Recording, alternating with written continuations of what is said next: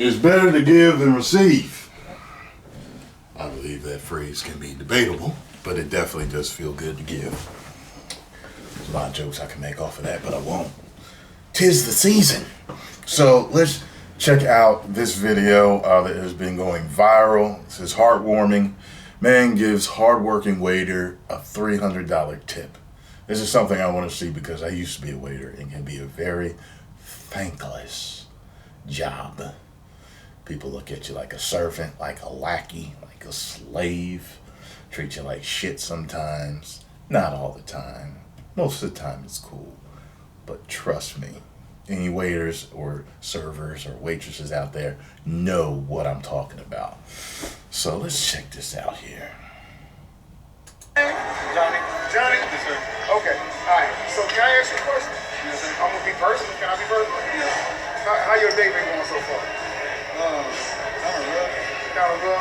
I kind of sense things. Yeah. So what I'm gonna do for you is I'm gonna give you your tip right here. I was saying he sounded over us. Okay? Yeah, so I'm giving you a tip for serving me, and I want to throw it in your life. That's $100. It's $100. Okay? I just want to throw in your life. I can sense you just paid off my car, sir. Yeah, you got the house.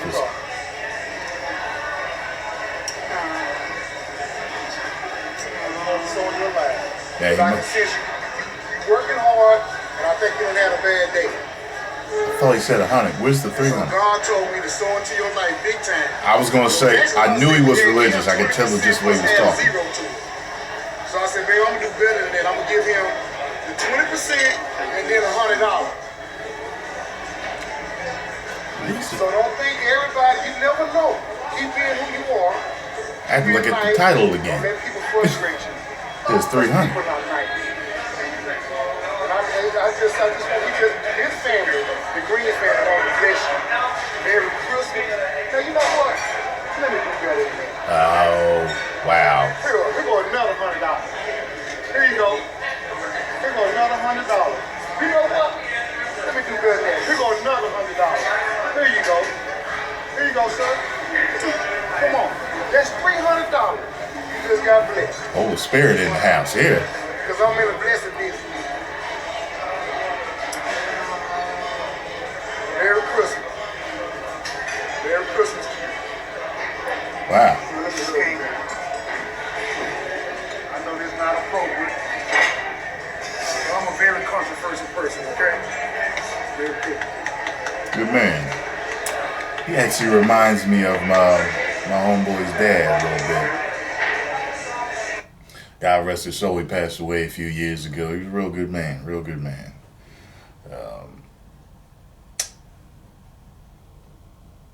That's one of them things, man. You know, sometimes you can just feel how somebody's doing.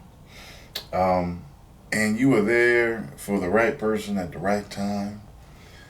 Whether it's God or whoever you say gave you the message, you know. It's I think it's really cool how a lot of times people they just know that you need help and they there to help you. He's having a bad day, he's stressed out. It appears that they may be his regular customers. Because when I used to wait tables, there were people that were regulars for a lot of servers. I don't remember having much regulars.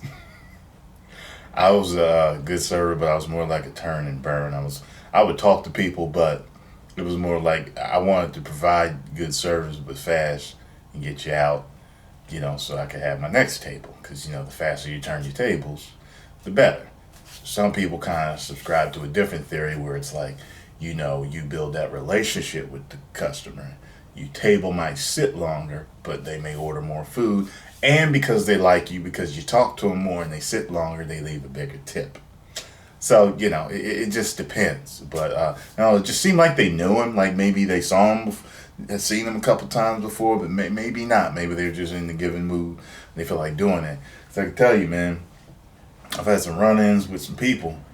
And, you know, sometimes the way people tip, like either they just don't know how to tip or they just ignorant. You know, and I don't mean ignorant as in don't know. I mean ignorant as in the ghetto sense of the word. You're ignorant.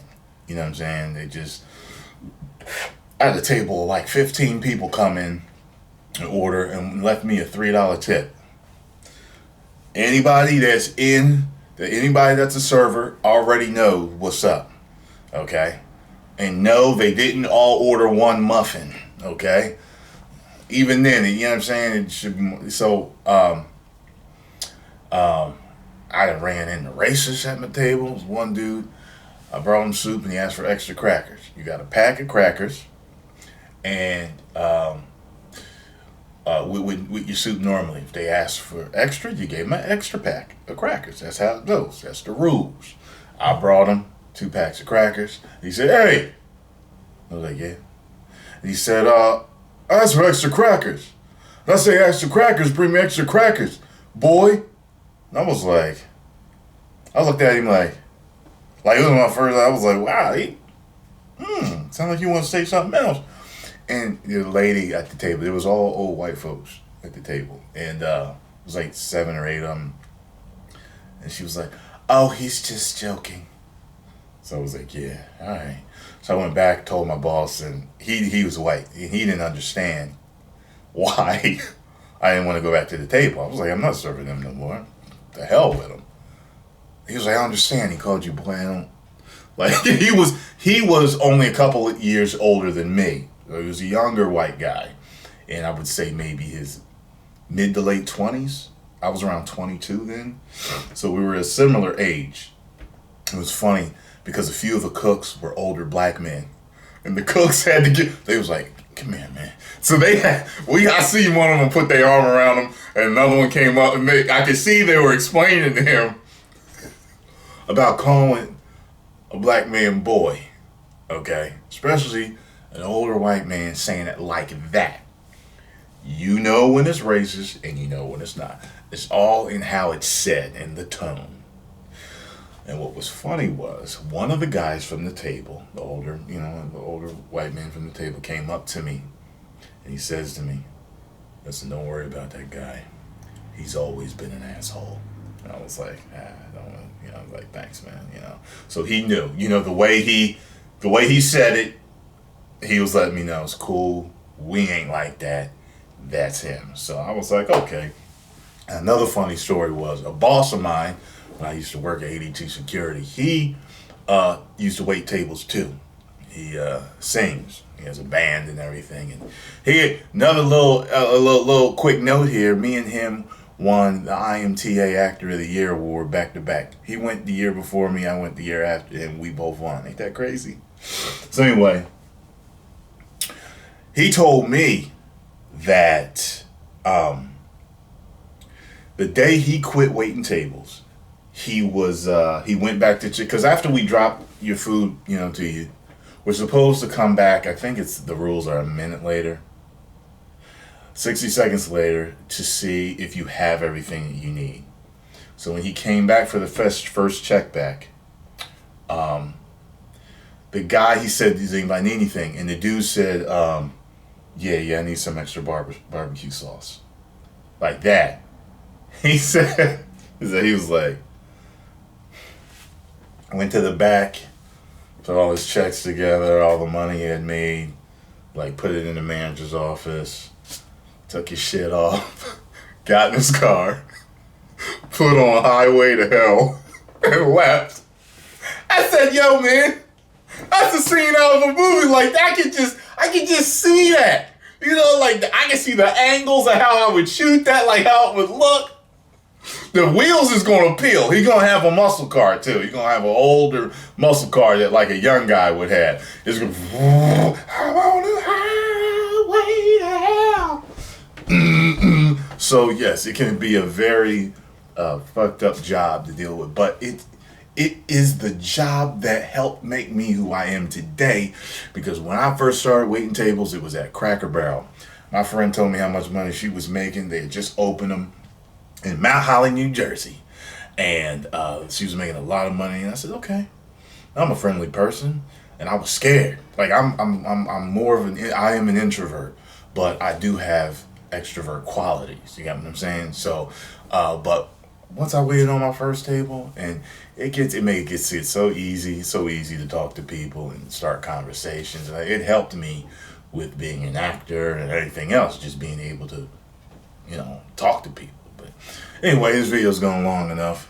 Good man for helping that young brother out. I'm sure he's going to remember that and give back in some form or fashion. So post your comments down below. Let me know what you all thought. If you enjoyed my video, hit the like button, subscribe, and share. If you did not, I'd like to give you my Black Derriere kiss. 1 million subscribers. Woo!